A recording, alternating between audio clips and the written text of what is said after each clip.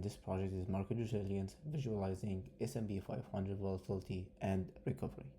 Let me walk you through the poster by using the main required ideas: motivation, approaches, data, and results.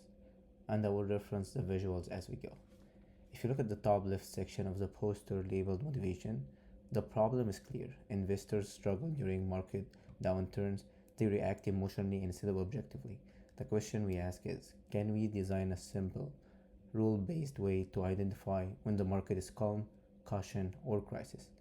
This matters because, shown in the long historical plot in the regime timeline, market crises like 2000, 2008, and COVID-19 can wipe out half of a portfolio.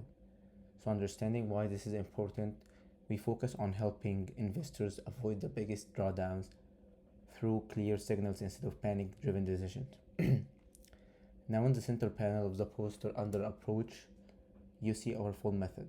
This section answers what the approaches are, how they work, and why they can solve the problem effectively. We start with simple threshold-based algorithm, shown in the regime threshold table, where volatility z-scores and drawdown values classify each trading day into calm, caution, or crisis. The how it works is illustrated in the pipeline graphic. We compute daily returns, volatility z-score, and rolling drawdown. The algorithm assigns regimes, and then the signal generation module, shown in the exposure chart, maps each regime to daily investment exposure. What's new in our approach is the integration of practical controls like turnover caps and the panic button, and most importantly, the interactive visualization. The poster's right side features a screenshot of our Streamlit app.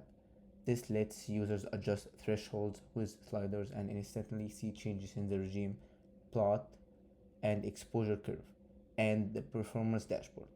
So the visualization makes the model understandable, transparent, and truly interactive. In the data section of the poster, we explain that our dataset comes from Kaggle's daily S&P 500 history from 1928 to 2025. Its characteristics include open, high, low, close, volume, and adjusted price fields. Simple, but enough to compute volatility, z-scores, and drawdowns. The large historical span let us evaluate performance across many crises. On the bottom right of the poster in the results panel, you see how we evaluated the method.